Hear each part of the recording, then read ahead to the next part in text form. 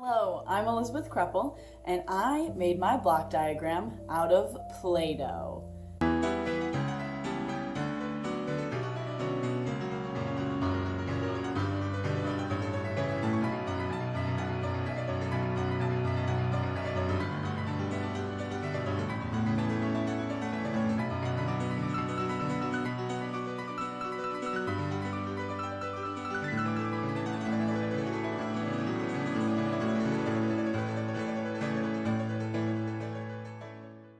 Like any good block diagram, I'm going to start talking about it starting from the oldest layers.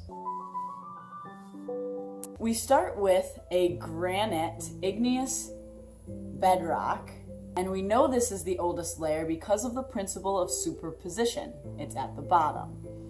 The granite igneous basement rock was then uplifted and eroded to form a nonconformity between these two layers.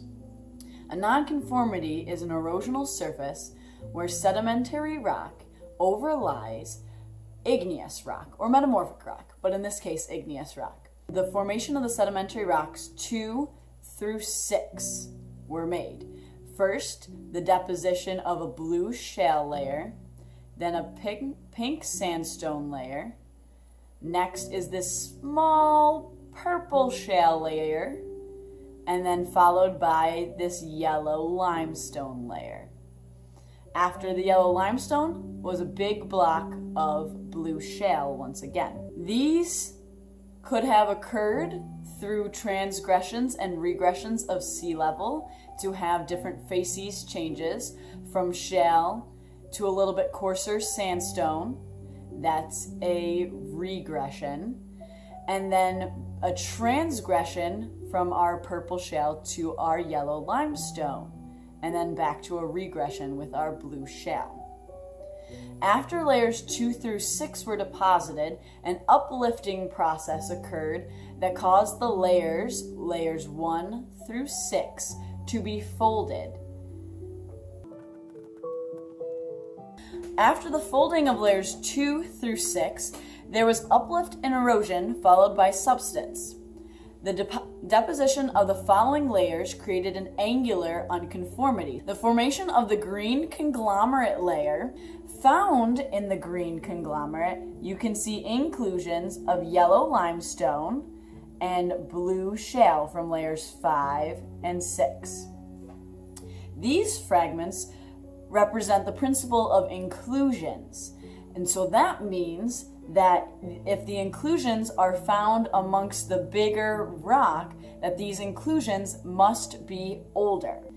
After the green conglomerate, we have another sea level transgression where we go from conglomerate to pink sandstone, purple shale, and then to another big block of yellow limestone. Then the intrusion of this igneous laccolith occurs is the principle of cross-cutting relationships.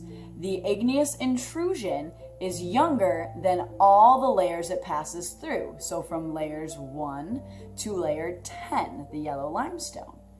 Along with the igneous intrusion comes contact metamorphism, wherever the igneous intrusion touches the sedimentary rocks. This igneous intrusion is younger than all the rocks it cuts through. After the deposition of yellow limestone and the igneous intrusion, we then have more uplift and erosion, causing a disconformity where we have 2 parallel layers with erosion in between. And then finally, another deposition of green conglomerate on top of the yellow limestone. And that finishes off my Play-Doh outcrop.